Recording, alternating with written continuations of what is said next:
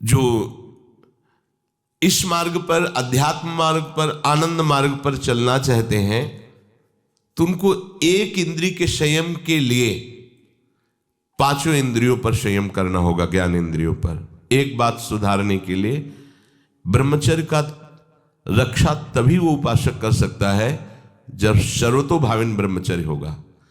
एक जनेन्द्रीय के ही ब्रह्मचर्य की पुष्टता का जब आप लक्ष्य कर लोगे तो उसकी पुष्टता के लिए आपको सर्वतोभावेन ब्रह्मचर्य धारण करना पड़ेगा। सर्वतोभावेन नेत्र का ब्रह्मचर्य, जो नेत्र किसी को भी देखकर भोग कामना कर लेते हैं, भोग बुद्धि से देखते हैं वस्तु को, व्यक्ति को, किसी को भी, ये नेत्र से व्यभिचार हो रहा है। इसीलिए सावधान रहना चाहिए। जैसे नाटक, सिनेमा आदि हैं, वहां तो जान रहे हो चित्र हैं, पर उनमें जो अभिनय करने वाले जन हैं वो तो संसारी जन ही है ना। उनका पहनावा, ओढ़ावा, हाव भाव, अंग प्रत्यंग, अगर आप भगवत भाव से युक्त है तो संपूर्ण सृष्टि में कहीं भी दृष्टि जाए अपने प्रभु की भावना होती है। पर वहां तक पहुंचने के लिए आपको ये त्यागना होगा ना। आप किसी का अनुकरण न करें, आप अपनी स्थिति को देखें। अगर आप किसी का अनुकरण करते हैं कि हमने उनको देखा है, वो टीवी देख रहे हैं, तो टीवी में क्या देख रहे हैं, कहाँ स्थिति है, हमें क्या पता। हमको जहां पहुंचना है उसके लिए हमारे लिए बाधक है, हमें नहीं देखना है। अगर आप माना कि कोई नाटक ही देख रहे हैं, कोई ऐसे सीरियल ही देख रहे हैं, पर उसमें अभिनय करने वाले तो संसारी भोगी पुरुष ही है ना।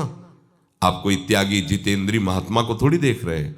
तो उस देखने में तन्मयता आती है, जिसको हम देखते हैं उस पर हम आसक्त होते हैं, तभी तो उसका सुख दुख अनुभव होता है।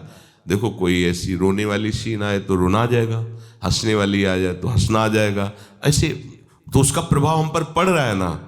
तो हम किसी के अभिनय करने वाले के अंग प्रत्यंग को देख रहे हैं और वो कामुक होकर कोई काम चेष्टा कर रहा है या कोई ऐसा, वो सारा का सारा मन कवर कर रहा है आपका।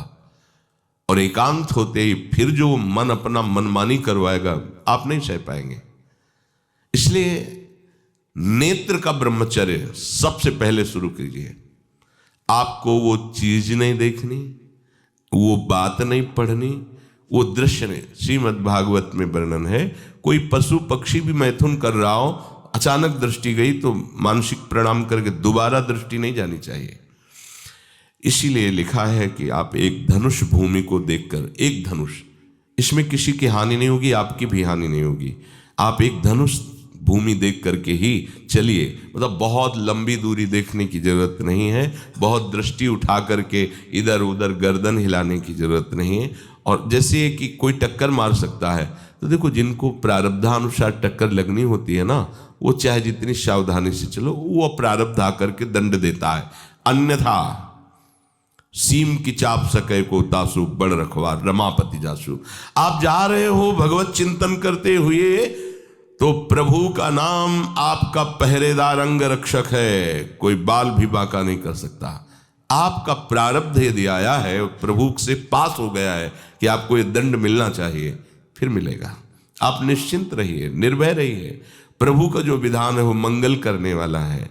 देखो इतने बड़े महापुरुष पूज्य श्री राधा बाबा, श्री आद्याशक्ति भगवती की प्रसन्नता की आराधना कर रहे हैं, क्योंकि श्री कृष्ण हमारे पति हों, इस सिद्धांत की पुष्टता के लिए। और पैर फिसल जाता है, स्नान करने जाते हैं, खड़ाऊ पहने हुए थे और अंग टूट जाता है, दवा नहीं लेते, बांस की खिपचाल बांधकर पुनः अनुष्ठान में बैठते हैं। बलिहारी ऐसी सामर्थ्य की, ये भागवतिक प्रारब्ध ऐसे महापुरुषों को भी दंड दे देता है। देखो ना, ऐसे महापुरुष जो ऐसी ऊंचाई पर पहुंचे हैं और इतने भागवत भजन में नियम निष्ठ हैं, उनको भी प्रारब्ध दंड दे रहा है शरीर को। तो अपने को इससे निश्चिंत हो जाना है। जो होना है उसे रोक नहीं सकते, जो नहीं होना उसे कोई कर नहीं सकता। अपने आराध्य देव के चिंतन में ज्यादा नेत्रों को इधर उधर दौड़ाने की जरूरत नहीं है। नेत्र का ब्रह्मचर्य, फिर वाणी का ब्रह्मचर्य, बहुत बड़ा प्रभाव पड़ता है इससे। यदि आप जवान से अश्लील बातें, गंदी बातें, कामुक बातें करेंगे तो आप ब्रह्मचर्य रह ही नहीं सकते। अगर आप वाणी से परस्पर शरीर आकर्षण वाली बातें करेंगे, बैठ, उसको देखा तुमने क्या? बस आप गए। चाहे वो स्त्री शरीरधारी साधक हो या पुरुष शरीरधारी, परस्पर आकर्षण संबंधी यदि वाणी खुली आपकी, तो वाणी के व्यभिचार से आपका जनेंद्री का व्यभिचार प्रारंभ हो जाएगा। आप रोक नहीं सकते, नहीं रोक सकते। इसलिए वाणी से भी कोई ऐसी वार्ता ना कीजिए जिससे आपके अंदर काम वेदना बढ़े। श्रवणेंद्री का, कान से गंदी बातें, व्यभिचार की बातें, कामुक बातें सुनना जिससे हमारे हृदय में कामना जग जाए, बिल्कुल नहीं। भले वो किसी को लेकर टीका टिप्पणी की जा रही हो, देखो वो साधक है, उसको हमने देखा वहां ऐसे देख रहा था, वैसे कर रहा था, वो तो आपको समझ में आ रहा है कि किसी साधक की बात कर रहे हैं, वो तुम्हारे नाश के लिए उपाय कर रहे हैं जो आपको ऐसी बात बता रहे हैं। क्यों? क्योंकि आप भी तो साधक हैं। श्रवणेंद्री का व्यभिचार हो रहा है। आराध्य देव के सिवा और कोई बात कान से सुनना उसे व्यभिचार कहते हैं। इसलिए महाप्रभु कहते श्रवण फूटो जो अन्न सुनो। ऐसा हमारा अगर कान कुछ और सुने तो फूट जाए, नेत्र कुछ और देखें तो ये नेत्र नष्ट हो जाए, वाणी कुछ और बोले तो मुख हो जाए, वाणी कुछ और बोले तो मुख हो जाए। हमारी श्रवणेंद्री का व्यभिचार नहीं होना चाहिए। धर्म की बात, अपने आराध्य देव की बात, शास्त्र सम्मत बात हम श्रवण करें। अन्यथा अगर कोई ऐसा मित्र है या हमारा साथ में रहने वाला है, कोई किसी भी साधक की को लेकर बात कर रहा है, तो भी हमें कान में अंगुली डाले नहीं। हम कोई ईश्वर थोड़ी कि हम किसी को संभाल लेंगे, हम अपने को नहीं संभाल पा रहे। हमारे सामने किसी की बात मत करो, ऐसी करना है तो प्रभु की चर्चा करो, अन्यथा मत करो। तो अगर आप श्रवणेंद्री का ब्रह्मचर्य, वाकेंद्री का ब्रह्मचर्य, नेत्रेंद्री का ब्रह्मचर्य और त्वगेंद्री का ब्रह्मचर्य, अनावश्यक किसी को स्पर्श मत करो। परस्पर विरोधी शरीर को तो भूल कर मत करो। विरोधी शरीर जैसे हमारा पुरुष शरीर है, सामने स्त्री शरीर है, तो किसी भी तरह से सेवा के लिए संकेत करना या किसी भी सेवा के लेन देन में बचाव पक्ष में रहो। यहां रख दीजिए सामान, फिर आप उठा लीजिए। सीधे हाथ में सामान लेना नहीं, सीधे हाथ में सामान देना नहीं, जमीन में रख दीजिए। बहुत पवित्र है तो आप कुर्सी पे जो भी आसन उसका हाथ में लेने का नहीं। परस्पर विरोधी भाव वाले शरीरों का स्पर्श बिल्कुल निषेध है, किसी भी कारण से न किया जाए। मान लीजिएगा ये बहुत मतलब आवश्यक है, यदि आप इसमें चूक कर गए तो धीरे धीरे आप फिसल के वहीं खड़े हो जाएंगे जहां से चढ़ना मुश्किल है। किसी भी साधिका को, किसी भी साधक को परस्पर लेन देन हाथ में नहीं करना चाहिए। मानो हमारी बात, आपको माला देनी है, चौकी पे विराजमान करो, हम उठा लेंगे। हमें कोई सामग्री, ये सामान रखिए, आप उठा लीजिएगा। कभी भी कोई भी परस्पर मुस्कुराहट, बातचीत, ऐसे कोई इशारे यदि दिखाई दे तो आप बचो और उसको बचाओ। साधक है, साधिका है, उससे गलती हो सकती है, आपसे भी गलती हो सकती है। आप सत्संग सुनते हैं, आपको लगा कि इसकी मुस्कुराहट, इसकी कुछ चेष्टा ऐसी दिखाई दे रही है जो हमारे अंदर कामुकता पैदा कर सकती है, उसको भी बचाओ और स्वयं बचो, तो भगवान आप पर प्रसन्न हो जाएंगे। वो देख रहे हैं अंदर की बात। साधक को बहुत सावधान रहने की आवश्यकता। ये इसको खिलवाड़ मत समझो, इसीलिए कह रहे हैं ये अध्यात्म है, ये परमार्थ है। आपको लगेगा नहीं कि क्या हुआ, मैं कहां भ्रष्ट हुआ, ऐसी जगह खड़े हो जाओगे कि जान भी नहीं पाओगे कि मैं कहां चढ़ रहा था, दोबारा उत्साह भी नहीं आ पाएगा। बात अच्छे से समझ लीजिए। तो हमारी त्वगेंद्री का व्यभिचार ना होने पावे। सहसा किसी का इस पर, किसी की भी अगर सेवा करने का सौभाग्य मिले, फिर उसमें ये प्रश्न नहीं उठता। अगर कोई गिरा पड़ा है, भला ऐसी स्थिति में कि मुझे अत्यंत आवश्यक है उसे उठाना, अगर नहीं उठाते तो वो कष्ट पा रहा, अचानक कोई गिर जाए, फिर हम ये नहीं देखेंगे, फिर ये हम सूत्र नहीं स्वीकार करेंगे कि अब हम तो ब्रह्मचारी हैं, अब हम खड़े खड़े देख नहीं। उसको अत्यंत आवश्यकता है हमारी। अब उस समय हम भूल गए अपने आप को और उसको उठा करके अगर हमें अस्पताल ले जाना, अस्पताल ले जाएंगे, जरूरत है हम उसकी सेवा करेंगे। सावधान। वो भगवत भाव से की हुई सेवा तुम्हारे अंदर आध्यात्मिक शक्ति पैदा करेगी, काम भावना नहीं पैदा करेगी। हमारी माँ बीमार हो और हमें उसे पता चला कि शौच कर दिया है, हमें शौचाना पड़े, हमें उसका मल धोना पड़े, तो क्या हमें काम जागृत हो जाएगा? क्या मेरी माँ है। हमारी बुद्धि कभी ऐसी नहीं होगी। आपका पिता है और आप लड़की हो, कोई दूसरा रह नहीं गया और वो बीमार है, आपको ऐसी क्या काम जागृत हो जाएगा क्या? अगर ऐसी सेवा में काम जागृत होता तो कोई नर्स ही अस्पताल में नहीं होती। हर सेवा उसको करनी होती है, नर्स को, चाहे वो स्त्री शरीर हो चाहे पुरुष शरीर हो, परस्पर विरोधी शरीरों की सेवा, पर कहीं काम थोड़ी जागृत होता है, क्योंकि उसको अपने सेवा धर्म से मतलब है। तो ये सेवा के समय इस सूत्र को न देखा जाए, पर ध्यान रखें, अत्यंत आवश्यक जहां आपके सिवा नहीं हो सकता वहां अगर हमें ऐसा अवसर मिलता है कि सेवा उसे हो सकती है तो हम पहले उसे प्रेरित करेंगे। और अगर ऐसा है कि अब कोई नहीं है, फिर हमारा परम धर्म जागृत हो जाता है परहित का। अगर हमारा कोई निंदा भी करे, कोई शरीर की भी हानि हो जाए, अब हम परवाह नहीं करते। परहित सरिस धर्म नहीं भाई, इससे बड़ा कोई धर्म नहीं है। पर ध्यान रखें, भगवान को साक्षी करके ये उस समय की बात है जहां बिल्कुल कोई अब गुंजाइश नहीं रह गई है। त्वगेंद्री को ऐसे सहसा किसी आप पुरुष शरीरधारी पुरुष को भी सहसा इससे आप में शक्ति जागृत होगी। यदि आप वाणी को मौन रखते हैं और भगवान नाम जप करते हैं और सत्य बोलते हैं, तो आप जब कभी जो कुछ भी बोलेंगे वैसा ही सत्य होगा। गांधारी जी ने कोई तप नहीं किया था। जब सुना कि मेरा ब्याह धृतराष्ट्र से हो रहा है जो बाह्य नेत्र रहित हैं, उसी समय पट्टी बांध ली कि जब मेरा पति संसार को नहीं देख सकता तो मैं भी संसार को नहीं देखूं। जब मेरा पति मेरे रूप को नहीं देख सकता तो मैं भी किसी के रूप को नहीं देख, पट्टी बांध ली थी। जब महाभारत का युद्ध चल रहा था, बड़े बड़े वीरों को मार गिराया जा रहा था, गांधारी ने दुर्योधन से कहा, सुन, मुझे पता है कि भीम की गदा को तो झेल नहीं पाएगा, क्योंकि सबसे बड़ी बात भगवान का वरद हस्त उनके ऊपर है। दूसरी बात, वो पवन पुत्र है, वो जब अपने आवेश में आ जाएगा तो तेरी सामर्थ्य नहीं कि उसकी गदा के प्रहार को तू सह सके। पर मैं तुझे शक्ति प्रदान करूंगी। मैं एक पतिव्रता हूं, आज तक कभी पति का वरण करने के बाद कुछ देखा नहीं है। मैं अपने नेत्रों की पट्टी खोलूंगी, तू नग्न होकर मेरे सामने आ जाना। मेरी दृष्टि पड़ते ही वज्र का शरीर तेरा हो जाएगा। किसी के सामर्थ्य नहीं कि तेरे उस अंगों को तोड़ सके। भगवान सब कुछ जानने वाले हैं। भगवान भक्त पक्षपाती होते। भगवान को स्वभाव भक्त का पक्षपात लेना होता है।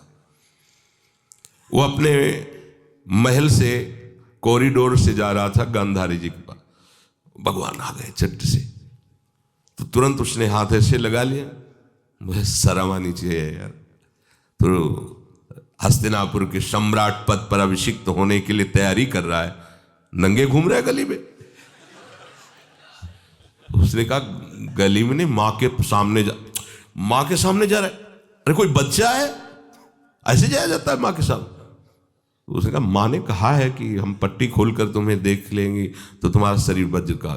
चलो माना, माँ की आज्ञा का पालन करो, पर थोड़ा इन अंगों को तो ढक लो। तुम तो बड़े हो, कोई बच्चे थोड़ी माँ के सामने ऐसे चले जाओगे, ढकना चाहिए तुम्हें।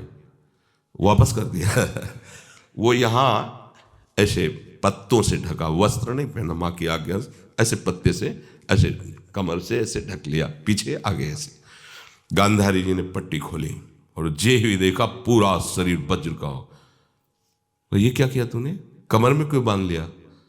मुझे शर्म लगती थी। कैसे आपके? बोले यहीं से मारा जाएगा। भीम की गदा का प्रहार तेरी इसी जंघा और कमर को तोड़ देगा, तेरी मृत्यु। मान गई, प्रभु के विधान के आगे किसी का बल काम नहीं करता। गांधारी, ये केवल आंख में पट्टी बांधने की सामर्थ्य थी कि मेरा पति यदि अंधा है तो मैं भी किसी रूप को नहीं देखूंगी। अगर आप वाणी में संयम में रहते हैं ना, वो और भजन करते हैं और सत्य बोलते हैं, तो आप जो बोलेंगे वही होगा।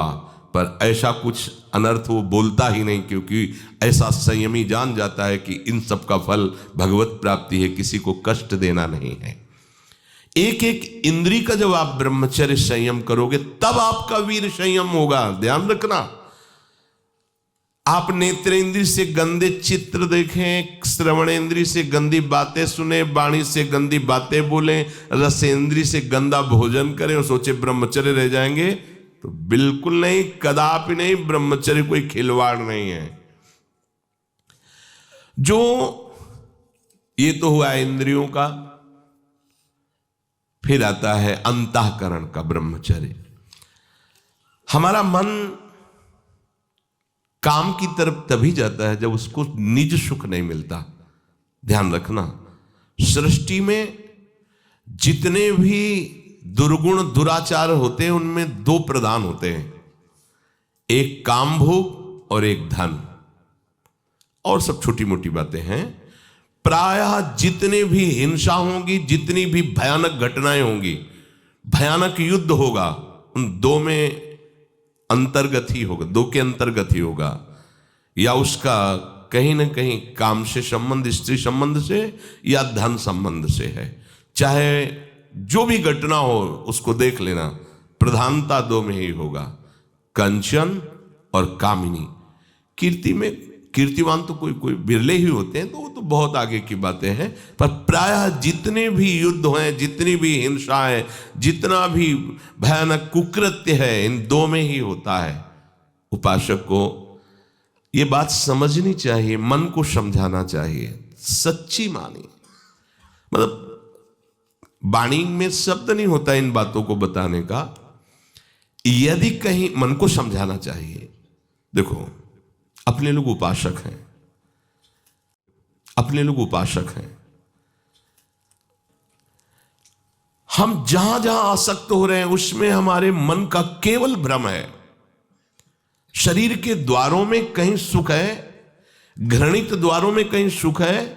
अगर सुख होता तो इनके भोगने के बाद हृदय कह देता कि अब कछुनाथ न चाहिए मोरे, शांत हो जाता।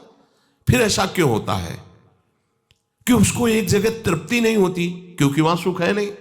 फिर सोचता है शायद उसमें हो, उसमें हो, उसमें हो। पूरे के पूरे युग के युग व्यतीत हो गए, कल्प के कल्प व्यतीत हो गए भोगते हुए। क्या सुख मिला? क्या स्त्री शरीर सोचता है पुरुष शरीर में सुख है, पुरुष शरीर सोचता है स्त्री शरीर में सुख है, या आदि आदि। अगर सुख होता तो पूरे ब्रह्मांड में पशु पक्षी कीड़ा मकोड़ा सब मैथुन धर्म से युक्त हैं, ये सब सुखी हो जाते हैं ना। जो जितना भोगा सकते उतना ही दुखी। देख लो, अशांत, क्लिष्ट, परेशान और पापाचरण युक्त। ये क्या है? मन को समझाइए। वैरागी भगवत मार्ग का पथिक मन के द्वारा ऑपरेशन करता है हर वस्तु का। ये सब, इसको ऐसा ना समझे कि बड़ी गुप्त बातें हैं। गुप्त बातें हैं प्रिया प्रीतम के दिव्य चिदानंदमय रहस्य की। ये गुप्त बातें नहीं, इनको समझो खोल करके। यदि आप किसी भी तरह से हस्तमैथुन आदि के द्वारा, गंदे दृश्य देख करके, गंदी क्रियाओं के द्वारा आप अपना नाश करते रहेंगे तो ना आप इस लोक में सुखी रहेंगे ना परलोक में। मान लीजिएगा, ये बातें ना तो कही जाती हैं और ना सुनी जाती हैं और ना समझी जाती हैं। इसीलिए हमारा बहुत ही आगे की पीढ़ी जो सनातन धर्मावलंबी, जो भागवत, हर देश से महान भारत देश को क्यों कहा गया? ऐसा भी है कि अन्य देश स्वीकार किया जाता है कि वो हमसे धनी है, स्वीकार किया जाता है कि वैज्ञानिक तत्वों में भी वो हमसे आगे हैं, पर भारत को महान धर्मशाली देश कहा गया है। कोई भी किसी भी देश का धर्मगुरु हो हमारे देश में आएगा और हमारी ऋषियों के सूत्रों से ही अपने धर्म को पुष्ट करेगा। सांप का मूल जड़ भारत धर्म का है। कहीं भी हो, कहीं भी देख लो, चाहे जिस देश का नाम लो, कहीं ना कहीं किसी भारत के ब्रह्म ऋषि की छाप लेकर के डोल रहा है। भारत भोग प्रधान देश नहीं है, भारत धर्म प्रधान देश है। यहाँ धर्म गुरुओं के द्वारा धर्म स्थापना करके चलाया जाता है। यहाँ आज जो हम समझ रहे हैं कि बाहरी परिपाटी हमारे भारत में आ जाए तो भारत आधुनिक और सर्वश्रेष्ठ देश माना जाएगा, कभी नहीं। भारत अपनी परिपाटी से चलता है, तब सब देशों के ऊपर राज्य करता है। किसी भी देश में न पतिव्रता मिलेगी न यति मिलेगा, ब्रह्मचर्य का कहीं नामो निशान नहीं मिलेगा। ये भारत देश में ही मिलेगा। यहाँ ब्रह्मचारी मिलेंगे, यहाँ सती मिलेंगे, यहाँ प्राणपण से धर्म का पालन करने वाले मिलेंगे। अब हमारे जो नई पीढ़ी है वो आधुनिकता को स्वीकार कर रही। गर्लफ्रेंड, बॉयफ्रेंड, कौन सा रिलेशन, है लिव इन रिलेशन। ये हमारे कहीं किसी भी धर्म ग्रंथ में लिखा हो तो आप बता दीजिए। बाल्यावस्था से आज तक जितने भी धर्म ग्रंथों का स्वाध्याय हुआ, कहीं भी लिखा हो तो ये बोलो सर्वनाश का स्वरूप है कि नहीं है।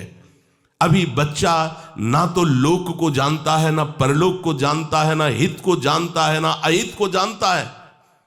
अभी उसका ब्रह्मचर्य किसी काम लायक नहीं हुआ और वो उतर गया व्यभिचार में। क्या होगा उसका जीवन, क्या होगा जीवन, चाहे वो स्त्री स्वरूप में चाहे पुरुष स्वरूप में हो। क्या बिना संयम के ये पशुता के व्यवहार से किसी की ना लौकिक उन्नति होती है ना परमार्थिक उन्नति होती है। पर कौन सुनेगा? यही कहा जाएगा पुराने जमाने के शास्त्रों को केवल वर्णन कर रहे हैं, ये क्या जाने आधुनिक जमाने को। तो आधुनिक जमाने की दशा क्या हो रही है, आंख खोल करके देखो। कोई बात नहीं, दोस्त बनाना कोई बुरी बात नहीं, इस बात को हम मानते हैं। स्त्री शरीरधारी पुरुष शरीर को मित्र बना सकता है, कोई दोष नहीं। पुरुष शरीरधारी स्त्री को मित्र बना सकता है, कोई दोष नहीं। लेकिन मित्र का क्या कर्तव्य होता है? कुपंथ निवार सुपंथ चलावा, कुमार्ग से हटा करके सुपंथ में चलाना, उसकी समस्याओं को दूर करके उसको आनंद में से युक्त करना, उसको सहयोग करना, ना कि शोषण करना। दोस्ती कहते हैं उसके दुखों को मिटा करके उसको शांति और सुख के मार्ग में ले जाना। इसीलिए ये जो आधुनिकता बढ़ रही है, ये जो खान पान गलत हो रहा है, ये जो दर्शन गलत हो रहा है, तो इस जमाने में ब्रह्मचर्य ये केवल शब्द ही लिखा मिलेगा, जीवन में नहीं मिलेगा। नए नए बच्चे व्यसन कर रहे हैं, नशा कर रहे हैं, गंदे आचरण कर रहे हैं। क्या होगा, कैसे आगे कोई समझेगा शास्त्र क्या है, धर्म क्या है, बल क्या है? आज नवयुवक 16 से 28 के बीच में कोई ऐसा नहीं दिखाई देता है जिसमें आध्यात्मिक थोड़ा भी बल हो, काम क्रोध आदि सहने की सामर्थ्य हो। अपने बूढ़े माता पिता को थप्पड़ मार रहे हैं, बूढ़े माता पिता को गाली दे रहे हैं, बूढ़े माता पिता जिन्होंने खवा पिला के इतना बड़ा, उन्हें अनाथालय भिजवाया जा रहा है, उनको छोड़ दिया जा रहा है। आप विदेश घूम रहे हैं, उनके खाने की व्यवस्था घर में नहीं। क्या है ये? आज आधुनिक विद्या का ये प्रभाव है। विद्या विनयम ददाति, जो अपने वयोवृद्धों की सेवा नहीं कर सकता वो क्या विद्या पढ़ा? जो दूसरों की रक्षा नहीं कर सकता क्या विद्या पढ़ा? क्या विद्या का यही स्वरूप है दूसरे का शोषण करना? क्या विद्या का यही स्वरूप है कि शराब पीना, ड्रग्स का ये नशा करना? ये क्या विद्या सिखाती है? वो कहा जाता है आज तो आधुनिक विद्या बढ़ रही। मुझे लगता है संयम में रहना ही विद्या का वास्तविक स्वरूप है। अपने इंद्रियों को संयम में रखना,